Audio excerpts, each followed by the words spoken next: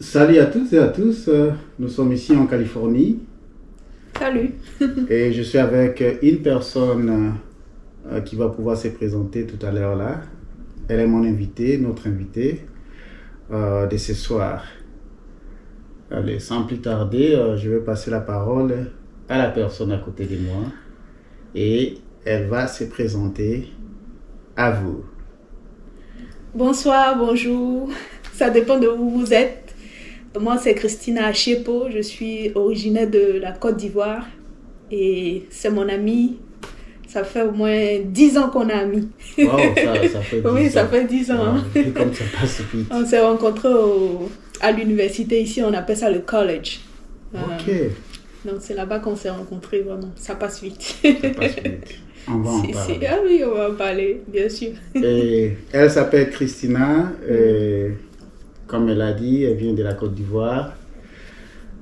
Et aujourd'hui, elle s'est retrouvée ici aux États-Unis d'Amérique et précisément en Californie. En Californie. Dites-nous un peu, c'était comment de la Côte d'Ivoire jusqu'ici?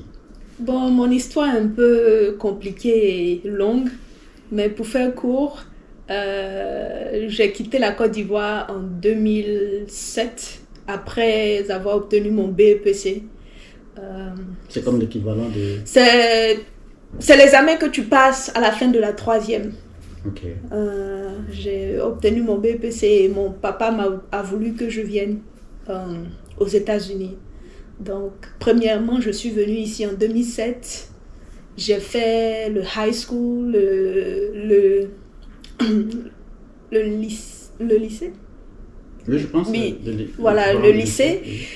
Et j'ai fait 6 mois ici. Il a vu que ça serait bien pour moi d'aller rejoindre ma maman en France. Donc, je suis partie en France. J'ai fait 4 ans en France, mais la Californie me manquait. La chaleur, le soleil. Donc, je suis revenue ici fin 2012. Ok, donc 2007, tu as été ici. Oui, j'ai fait 6 mois et je suis partie en France. En France. Pour 4 ans. Oui, oui. Après 4 ans, tu t'es dit, bon, non, la Californie me manque, je dois rentrer là-bas. Je dois revenir et continuer mes études. Ok. Et en France, 4 ans, tu étudiais, tu faisais autre chose? Oui, j'ai fait un bac pro là-bas. J'ai fait un bac pro. Désolée. J'ai fait un bac pro, ça m'a fait 4 ans, 3 ans, 4 ans. À la fin de mon bac pro, je suis rentrée en Californie. Ok. La Côte d'Ivoire est francophone. Oui. La France elle-même est francophone. Oui. Allez, tu as décidé de venir vivre ici en Californie. Oui. Et parle-nous un peu de... quand tu es arrivé, ton intégration, c'était comment? Est-ce que c'était facile? Francophone, anglophone? C'était pas facile du tout. C'était pas facile parce qu'il fallait apprendre la langue. Comme il a dit, comme il a mentionné, nous on est francophones. On parle le français. On a appris l'anglais à l'école, mais c'est pas suffisant pour pouvoir avoir une vraie conversation avec des Américains. Et les Américains, ils ont un accent différent. C'est pas comme l'anglais d'Angleterre. C'est ce qu'on apprend à l'école. Quand on est en Côte d'Ivoire ou quand on est en France, c'est l'anglais de l'Angleterre qu'on apprend. Et c'est différent de l'anglais des Américains parce que déjà, ils parlent vite et ils mâchent les mots. Donc, c'est difficile de comprendre. Donc, si tu n'as pas l'oreille, si tu tends pas bien l'oreille, tu peux pas comprendre. Donc, ça a été difficile. Au début, je me rappelle que je galérais, mais Dieu merci, j'avais mon papa avec moi. Donc, c'est ce qui m'aidait un peu quand on partait faire des courses ou on avait des papiers administratifs à faire. Il était là pour m'épauler. Et je me rappelle que mes premiers jours ici à l'université, au college, c'était pas donné. Mais j'avais la rage, je voulais m'en sortir. Donc, je me mettais beaucoup... au milieu des gens qui parlent déjà l'anglais, comme les Américains, j'essaie de m'accrocher un peu, de rester avec eux un peu, pour pouvoir essayer de comprendre un peu le basic, le basique, pour pouvoir m'en sortir. Parce que je ne vais pas toujours partir dans des coins avec mon papa. Il faut que moi aussi, je puisse avoir des conversations. Et donc, c'est comme ça que j'ai pu, de fil en aiguille, à m'intégrer ici. Et aussi, ce qui m'a aidé à apprendre l'anglais et à parler l'anglais, ce sont les films. Parce que moi, j'adore la télé. Donc, je regardais beaucoup les films, je regardais beaucoup les dessins animés. En anglais. En anglais. Pas de français. Je me forçais à ne pas avoir de français. Les seuls français que j'avais, des conversations françaises que j'avais, c'est avec mes parents. Quand ils appellent, on parle en français. Pour ne pas aussi que je perde le français, parce que je voulais être bilingue.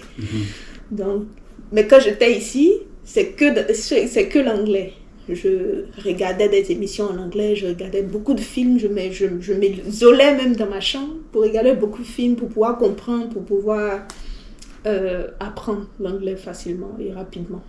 Donc, voilà, ce qui t'a aidé, c'est t'intégrer au milieu où on parle l'anglais. Oui. Et aussi regarder les films en anglais. Oui, beaucoup tu as regarder dit des films en anglais. Tu poses un peu avec les Français. Oui, c'est primordial, primordial. Quand tu veux apprendre une langue, il faut côtoyer les gens qui parlent la langue. Comme ça te force, même si tu fais des erreurs. Moi, c'est ce qui me plaît aussi chez les Américains. La différence entre les Américains et les Français, c'est ça. Ils sont ouverts d'esprit. Même quand tu fais une faute, ils ne vont pas ricaner ou bien ils ne vont pas rire devant toi. Ils vont te dire peut-être, oh, c'est comme ça on dit, ou bien ils t'encouragent, mais ils ne se moquent jamais. Donc, tu peux faire des erreurs. Et c'est quand on fait des erreurs qu'on apprend. Donc. Tu peux parler à quelqu'un qui te regarde maintenant et qui hésite encore et qui a peur de se plonger dans le bain. Il hésite encore, comment je vais apprendre la langue. Tu dis un mot? C'est pas facile. C'est pas facile, je le conçois, c'est pas facile d'apprendre une langue qui est étrangère à la nôtre. Mais il faut de la patience. Il faut de la patience. Et comme j'ai dit, moi, ce qui m'a aidé même à vraiment apprendre à parler l'anglais, c'est regarder beaucoup d'émissions.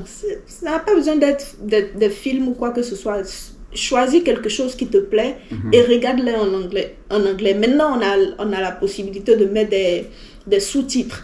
À l'époque, je ne sais pas s'il y avait encore des sous-titres quand je suis arrivée ici. Donc, je n'ai pas utilisé de sous-titres. J'ai regardé les gens, je regardais comment ils parlaient et j'essayais de les copier. Mais maintenant... Voilà, essayer de les copier. Voilà, essayer de les copier. C'est très important. On n'a pas dit de perdre faussement notre accent, mais il faut aussi savoir prononcer. Et c'est quand tu écoutes des gens qui parlent l'anglais que tu arrives à prononcer des mots en anglais. Donc c'est ça, il faut regarder des émissions, écouter des chansons aussi. Les chansons aussi, ça apprend. Ok. Merci, je pense que le message est passé. Ça t'a pris combien de temps de ton arrivée jusqu'à te dire que bon, maintenant... Je pourrais dire minimum 6 mois. 6 mois, j'étais plus à l'aise pour converser avec les gens. Je n'avais pas cette peur-là de si je dis quelque chose, on va me juger. Mais moi-même, je m'en foutais un peu, quoi. Parce que je sais que c'est pas ma langue, je viens d'un nouveau pays. Quand on vient d'un nouveau pays, on apprend une nouvelle langue. Même les Américains, ils sont ici. C'est l'anglais seulement qu'ils parlent, ils ne connaissent pas d'autres langues. Donc, on a l'avantage sur eux. On vient à l'aventure, on doit s'ouvrir, on doit être patient. C'est vrai qu'au début, c'était pas facile. Des fois, je me retrouvais à pleurer parce que je me disais, pourquoi j'arrive pas à comprendre l'anglais, pourquoi je fais pas. Mais il faut la patience et, comme j'ai dit, il faut regarder beaucoup de gens. Il faut avoir des modèles, en fait. Des personnes que tu peux copier, de la manière ils parlent et franchement, la culture aussi. Ok, merci beaucoup. Courage, patience et suivez tous les conseils que vient de prodiguer Christina. Courage, patience et il faut savoir aussi. Parce que moi, quand je suis arrivée aussi ici, j'étais un peu plus jeune, donc j'étais un peu olé. Vous êtes toujours jeune? Non, mais je suis toujours jeune, mais j'étais très très jeune. Donc je voulais faire un peu de tout, je ne savais pas aussi, je n'avais pas une direction fixe. Donc il faut savoir, avant de se lancer à l'aventure, il faut savoir ce qu'on veut faire. Parce qu'on ne se lance pas à l'aventure juste pour se lancer. C'est vrai qu'on vient ici d'un pays où il y a beaucoup d'opportunités, mais il faut savoir ce que tu veux faire. Arriver sur le sol américain. Donc ça, c'est vraiment un conseil que je donne aux jeunes. Savoir ce que tu veux faire, ce dont tu es passionné en fait. Et il faut de la persévérance pour continuer, pour vraiment mener à bout ces projets. Et c'est important. L'anglais, c'est important. Ok, merci beaucoup. Ça lui a pris 6 mois, même si ça te prenait 7 mois, 8 mois, ne te décourage pas. Qu'est-ce qui t'a choqué en termes de culture, le choc culturel ici? Ici déjà, dans les classes, déjà dans les classes à l'école, on appelle les professeurs par leur nom. Chez nous, ça ne se fait pas. On dit professeur ou bien, je ne sais pas. Mais ici, on les appelle par leur nom. C'est eux-mêmes qui te disent, tu peux les appeler par leur nom. Et puis, il y a le fait aussi que les gens s'habillent comme ils veulent, en fait. Il n'y a pas de dress code. Ils viennent en pyjama, ils viennent les cheveux en l'air. Ils s'en foutent, en fait. Les Américains sont décontractés. C'est ce que j'aime chez eux aussi. Ils ne se prennent pas la tête. Ils sont très décontractés. Et puis, quoi d'autre? En dehors des classes, la nourriture, tout est grand ici.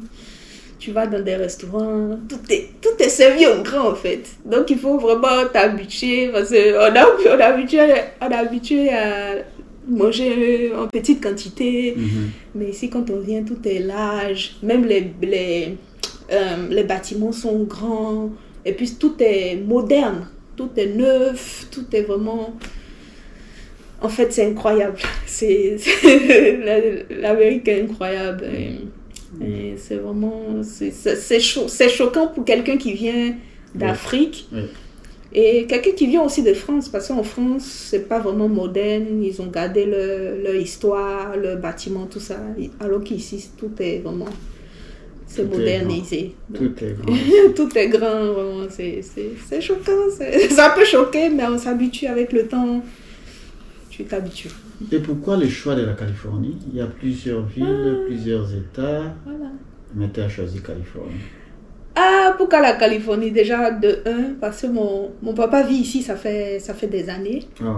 Et de 2, la Californie, parce que je pouvais partir, j'avais l'opportunité de partir dans un autre État, mais je suis restée en Californie parce que les gens sont ouverts d'esprit. Il y a beaucoup de peuples ici. Tu peux trouver la nourriture chinoise ici si tu veux, tu peux trouver la nourriture indienne.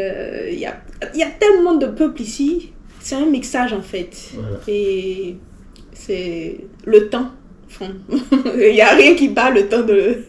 Il n'y a pas un autre État qui bat le temps de la Californie. Ici, il fait toujours beau. Même en hiver, il ne neige pas. Quand je dis à mes parents qu'il ne neige pas ici, ils me disent « Waouh, on ne savait pas ça. Mais il ne neige pas, il fait juste froid, mais il y a toujours le soleil. » Et c'est vraiment quelque chose que...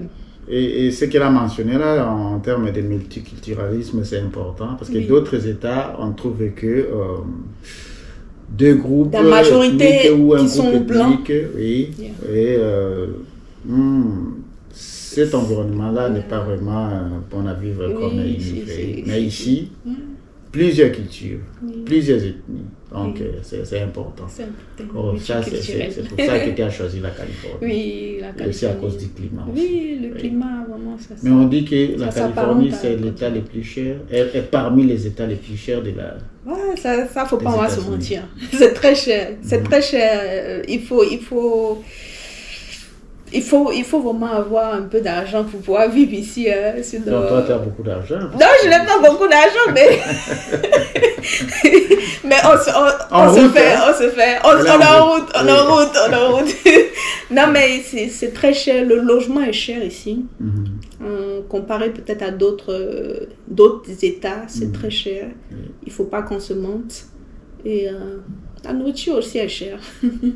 La nourriture est chère, mais comme j'ai dit, avec le temps qu'on a ici, ça compense. Oui, ça compense. Il faut aussi mentionner que la Californie, c'est la capitale mondiale de l'industrie technologique, voilà. high-tech, que ce soit Google, Apple, Facebook, oui. tout. Ils sont nos voisins ici. Ouais. C'est pour ça que c'est un peu cher ici à vivre ici. Et tu es arrivé, tu as appris l'anglais, tu as commencé par où? Par l'école ou bien par le travail? Quand je suis arrivée, oui, je me souviens très bien de ce premier travail. Quand je suis arrivée aux États-Unis, quand je suis revenue pour la deuxième fois, comme je vous avais expliqué, c'était en 2012. Je suis arrivée ici en septembre 2012 et en octobre, j'avais commencé l'école, je crois. Fin septembre ou début octobre, je crois. J'avais commencé déjà l'école. Et j'ai eu mon premier boulot en décembre. Wow. Le 5 décembre à Ikea. Oh, Ikea. Le fameux Ikea. Parle-nous un peu de ton premier salaire. Quand j'ai touché mon premier salaire, c'était vraiment... C'était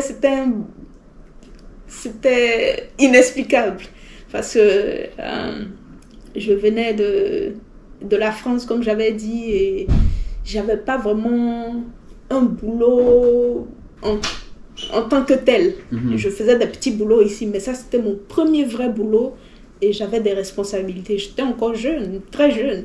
J'avais des responsabilités. Donc la première fois que j'ai touché mon salaire, j'étais fière de moi. J'étais fière de moi. Et ici, les Américains sont à l'heure. Si on te dit on te paye le vendredi, on te paye le vendredi. Tu n'as pas besoin d'attendre, je ne sais pas. On ne te double pas. Ici, tout est carré. Tout est programmé. On te paye, tu reçois ton salaire, tu vas prendre ton salaire. Et c'était vraiment une fierté. Une fierté. Une fierté. Que dis-tu à ceux qui sont en dehors du pays, dehors des États-Unis, qui pensent qu'il n'y a que turbulence ici, il n'y a que des crimes ici, il n'y a que du mal, il n'y a que... Mais on est la preuve même que tout ceci est relatif.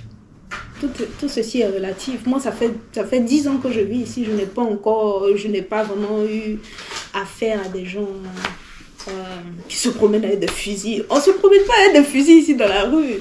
Peut-être ça dépend des États, mais nous, en Californie, ici, je n'ai pas été confrontée à ce genre d'incident. Donc, les gens... ne prenez pas les films pour la réalité. Ici, c'est la réalité. Il y a des vraies personnes qui vivent ici. Et on n'est pas confronté à tout ceci, tous les crimes. Il y a des crimes de partout. Hein. Même en France, il y a des crimes. Même en Côte d'Ivoire, il y a des choses qui se passent. Partout dans le monde, il y a quelque chose qui se passe. Les États-Unis, c'est vrai qu'ils ont l'image. Il y a toujours des attentats. Il y a toujours, des choses qui se passent ici. Mais... Oui, j'ai aimé ce que tu as dit là, qu'il ne faut pas confondre la réalité avec ce qui se passe. Non, il ne faut pas confondre la réalité avec ce qui se passe dans les films. C'est ce qu'on montre de l'Amérique. Que l'Amérique a toujours quelque chose qui se passe ici. On va dans des écoles, on tue des gens. Non, moi je n'ai jamais vraiment été confrontée à ce genre de situation. Donc il faut savoir faire la part des choses. C'est vrai qu'il y a des choses qui arrivent, mais ce n'est pas tout le temps. Ok, voilà. C'est bien réussi. Après, c'est les études. Oui, ok. Moi, au départ, quand je suis arrivée ici, j'ai commencé par l'anglais. Donc, j'ai pris, je crois, 6 mois d'anglais, 6 mois de cours d'anglais avant de me lancer dans la filière que je voulais faire. Donc, j'ai fait mes 6 mois d'anglais et après, je suis allée sur des études d'infirmière. Mais ça m'a pris un peu de temps parce que je voulais vraiment être sûre que c'est ça que je voulais faire. Donc, j'ai fait ça en premier temps au collège, c'est pas à la fac. Oui. À la fac, je pense que c'est la fac. Ouais, okay. Et puis après, j'ai transféré dans une université de 2 ans. Donc, c'est là-bas que j'ai fini mes études. Tu as fini tes études à l'université ici en Californie. Oui, ici en Californie. C'est une université de Californie ici. C'est East Bay, n'est-ce pas? East Bay, yeah. East Bay UC, CSU. Oh, CSU. California State Okay. University. Voilà. Oui. Et j'ai travaillé un peu à l'hôpital, j'ai fait des contrats ici et là. Et là, je suis sur quelque chose d'autre. Je veux me lancer sur d'autres choses. Donc ici, on peut étudier quand tu veux, quand tu veux. Quand tu veux, tu étudies. Moi, quand je partais à l'école, j'avais une dame d'une 60aine d'années qui était dans ma classe. Ici, il y a des personnes âgées. Il n'y a pas d'âge pour aller à l'école. Il y a des gens qui étaient âgés, qui étaient dans ma classe. Personne ne les regardait bizarrement parce qu'ils ont peut-être un âge où on va à la retraite ou quoi que ce soit. Mais ici, il n'y a pas d'âge pour aller à l'école. Si tu vois que la filière que tu as fait ne te plaît plus, tu peux toujours retourner sur les bancs pour aller faire quelque chose d'autre. Qu'est-ce que tu dirais à une personne nouvellement arrivée ici qui veut choisir entre rentrer à l'école et travailler? Je ne conseille pas à quelqu'un d'aller juste travailler quand tu viens aux États-Unis. Parce qu'ici, il faut savoir qu'il y a des personnes qui travaillent, qui font jusqu'à 3 boulots pour pouvoir survivre. Ce qui veut dire que si tu n'as pas de diplôme, si tu n'es pas diplômé dans quelque chose, si tu n'as pas de spécialité à proprement dit, tu vas galérer. Tu vas toujours rester là à travailler, faire 3 boulots, 2 boulots. Le corps va se fatiguer. Oui, le corps va se fatiguer. Alors que si tu te concentres, parce que ici, c'est pas facile, c'est vrai. Moi, pour mon exemple, par exemple, moi, je partais à l'école et je faisais 2 boulots sur le côté parce que je devais vivre et je devais prendre soin de moi. Donc, je partais à l'école et je faisais mes 2 boulots. Donc, je conseille, ce que je peux conseiller aux gens qui veulent vraiment venir ici, c'est d'avoir une spécialité. Au moins, la spécialité te garantit que tu as un salaire, tu as un salaire avec lequel tu peux vivre confortablement. Mais si tu veux juste venir ici travailler, tu vas aller travailler à McDo, tu vas aller travailler dans des warehouses, des entrepôts. Oui. Ça ne va pas vraiment te permettre de travailler et de vivre confortablement. Donc, je conseille à mes frères et sœurs, si vous venez ici, essayez de vous spécialiser dans quelque chose. Que ce soit la coiffure, que ce soit, je ne sais pas, n'importe quel type de métier, mais apprenez un métier. Apprenez, ayez un diplôme. Comme ça, vous pouvez prétendre avoir un bon boulot un jour. Mais ce n'est pas bon de juste travailler et ne pas mettre l'école de côté. C'est pas bon. Voilà, travail et puis études. Ouais, les deux peuvent se faire. C'est vrai qu'en Afrique, on n'a pas... Voilà, je veux bondir dessus. C'est vrai qu'en Afrique, on n'a pas ce modèle-là. Moi, je ne connais pas forcément des gens qui travaillent et qui vont... Non. Ils ont les parents qui subviennent un peu aux besoins. Mais ici, nous, on n'a pas de parents. Donc, on était obligés de faire les deux. Donc, ici, il ne faut pas tomber dans le piège de « Oh, comme je gagne de l'argent, je vais juste me concentrer sur le travail. » Non. Il faut aller à l'école, apprendre un métier, te spécialiser dans quelque chose comme ça. Dans 2-4 ans, tu peux avoir un bon boulot qui va te permettre de bien vivre. Ok. Merci beaucoup, Christina, pour le temps. Et merci à vous. D'ici 5 ans, tu vas finir ta formation que tu fais là, avec tous les diplômes que tu as. Tu te vois où? Moi, au pays, ici ou non, j'aimerais rester ici pour le moment. Construire au pays. Rentrer, construire, avoir peut-être une maison ou 2. Et puis, moi, mon idéal, c'est de repartir au pays à ma retraite. Et ça sera dans longtemps. Ça sera dans longtemps, mais c'est mon idéal. C'est mon idéal. Mais on ne sait pas de quoi est fait demain. Mais déjà, l'essentiel, c'est de commencer à construire. Ce que j'ai commencé à faire d'ailleurs. Construire, avoir quelque chose là-bas pour pouvoir, si un jour on est fatigué de l'Amérique, pouvoir rentrer et puis avoir quelque chose déjà sur le terrain. Et puis aller vivre là-bas. Mais sinon, dans 5 ans, je me vois dans peut-être 2 maisons en Afrique et puis avec mes business, mes entreprises. Quand tu vas au pays pour les vacances, on te dit que tu as changé? j'ai quand même gardé mon authenticité. Hein. Moi, il te reproche de quoi? Non, il me reproche que je ne choque pas. Je sais pas comment on appelle ça chez vous, dans la manière dont les Blancs parlent. Oh, ok. Ok, je vais chercher ça. Ils me disent que je suis trop naturelle, mais je suis restée naturelle. Qu'est-ce que je peux faire? Mais des fois, on me dit que tu es un peu comme les Blancs maintenant, tu n'es pas trop sociable, tu aimes rester dans ton coin, tout ça. Mais il y a des préjugés, mais on est comme ça, on fait avec. Elle est naturelle. Je suis naturelle, je n'ai pas changé. Il y a mes amis d'enfance, quand tu me vois, ils me disent waouh, ça c'est la même Christine avec laquelle on est parti au collège, elle n'a pas changé. Il ne faut pas se prendre la tête, la vie est courte, il faut être. Et les amis, si vous nous regardez, nous vous saluons. Hein? Ah oui, on vous salue. Oui, donc, ouais, ils ne disent pas vraiment grande chose, à part, on demande de l'argent, c'est tout.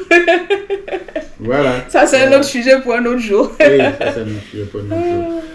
Un mot de la fin pour ces instants, à ceux qui nous regardent, à ceux qui te connaissent et ceux qui ne te connaissent pas, mais qui vont bénéficier de cet entretien. Le mot de la fin, c'est merci de nous avoir écoutés, de nous avoir accordé votre temps. Et ce que j'aimerais dire aux jeunes, c'est de foncer. C'est d'aller à l'aventure. Il faut essayer de sortir de sa zone de confort. Si vous avez la possibilité de venir en Amérique, je vous conseille de venir ici. L'Amérique, c'est un bon pays. N'écoutez pas les préjugés de ceux qui disent « Oh, l'Amérique, c'est dangereux ». Il y a des coins qui sont dangereux, comme il y a des coins au Congo qui sont dangereux, comme il y a des coins en Côte d'Ivoire, dans mon pays, qui sont dangereux. Partout, c'est dangereux. Mais quand on a la foi et on croit en Dieu, on laisse faire les choses. Et on met notre confiance en Dieu et puis on avance. Mais venez à l'aventure et tentez votre chance, on ne sait jamais. Le bonheur peut vous sourire aux États-Unis, qui sait. Voilà, on a écouté les conseils de Christina. Il ne faut pas avoir peur. Il faut avoir le courage de se lancer. Le courage. Et qui sait? On ne sait jamais. Peut-être qu'on va se rencontrer ici un jour. En Amérique. Oui. Ok, merci pour votre temps. Merci beaucoup. Mais n'oubliez pas de partager cette bonne nouvelle, ces bons conseils aux autres. Aimez. Et surtout, commentez. Si vous avez des questions, allez-y dans la boîte aux lettres, que j'appelle boîte aux lettres, la section des commentaires. Posez les questions et nous reviendrons vers vous avec des réponses satisfaisantes. Ensemble, allez, à plus. Okay. Bye bye. Bye bye, guys. Bye.